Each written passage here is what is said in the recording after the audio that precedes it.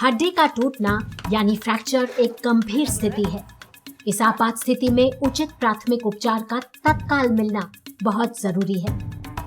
इस श्रृंखला के पिछले वीडियो में हड्डी टूटने की स्थिति में प्राथमिक उपचार देना सीखा। हमने देखा कि फ्रैक्चर की आशंका में क्षतिग्रस्त अंग को स्थिर रखना बहुत महत्वपूर्ण होता है। इसी बारे में आज विस्तार से बात।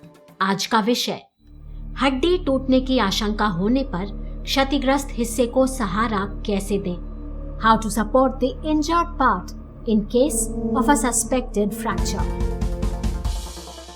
हड्डी टूटने की आशंका है, लेकिन खेल खेल में बड़ी बहन ने उसे चला भी दिया।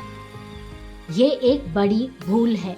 अगर हड्डी टूटी है तो इससे बात और भी बिगड़ जाएगी।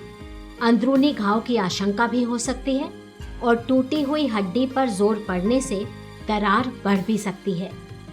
हड्डी टूटने की आशंका में रोगी को तुरंत अस्पताल ले जाने का प्रबंध करें। एम्बुलेंस के लिए फोन करें और प्राथमिक उपचार इस तरह दें।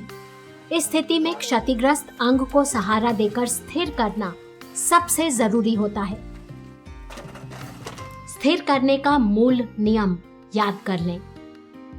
क्षतिग्रस्त हिस्से के ऊपर और नीचे वाले जोड़ को सहारा देना जरूरी। ऐसा क्यों, समझना मुश्किल नहीं।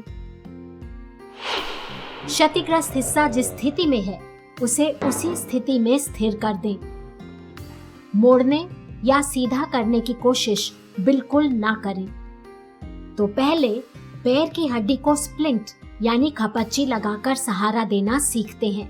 ये ऐसी कोई भी चीज हो सकती है जो कठोर और मजबूत हो, ताकि अंग को सहारा दे सके।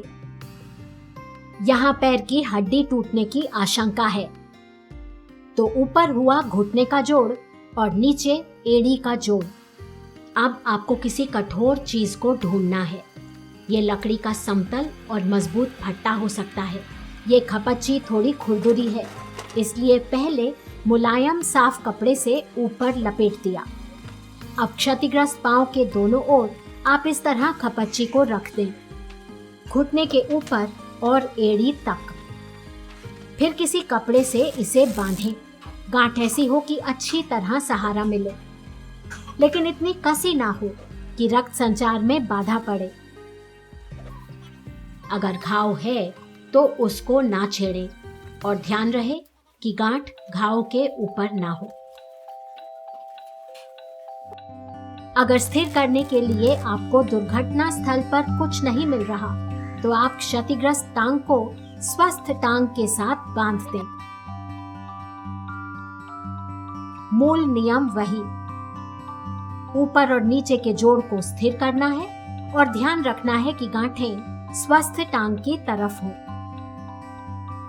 गांठें बांधने के बाद एक बार चेक कर लें कि पैर का रंग या तापमान बदल तो नहीं रहा। अगर कोई भी अंतर है तो गांठ को जरा ढीला करें। इस तरह क्षतिग्रस्त पैर को स्थिर करने और सहारा देने के बाद उसे एलिवेशन दें, यानी इस तरह किसी बैग या किसी भी चीज के ऊपर रखें। ध्यान रहे कि ऐसा करने में दर्द बढ़ना नहीं चाहिए। एम्बुलेंस का इंतजार करते समय मरीज को शांत और स्थिर रखें। उनकी स्थिति पर नजर रखें और ठंडा सेक देते रहें। अब देखते हैं कि बांह की हड्डी टूटने की स्थिति में सहारा देकर अंग को स्थिर कैसे किया जाता है। यहाँ भी प्राथमिक उपचार का लक्ष्य ऊपर और नीचे वाले जोड़ को स्थिर करना है। खपच्ची या किसी भी मजबूत चीज से आप क्षतिग्रस्त अंग को सहारा दें। उसे कपड़े से बांध दें।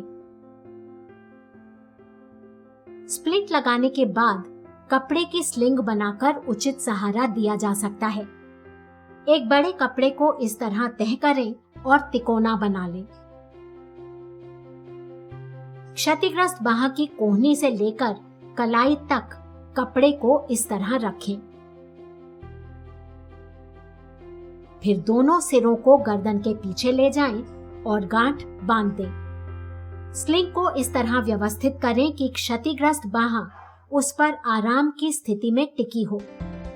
सही स्थिति में बाह छाती पर टिकी होगी, हाथ कोहनी से थोड़ा ऊपर होगा और उंगलियां बाहर निकली होंगी। इसके बाद आप रोगी की पल्स चेक करें और उन्हें जल्द से जल्द डॉक्टर के पास ले जाएं।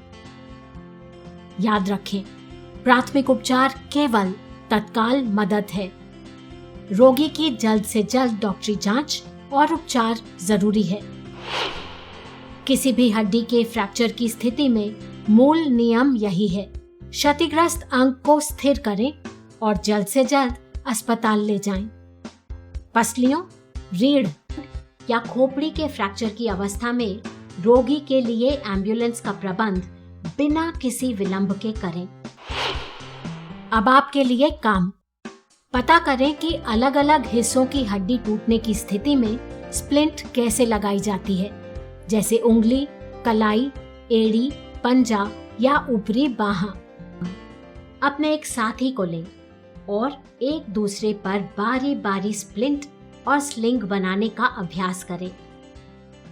याद रखें कि हड्डी टूटने की स्थिति में मरीज को दर्द हो रहा होता है और इस आपात स्थिति में तेजी से काम करना जरूरी होता है।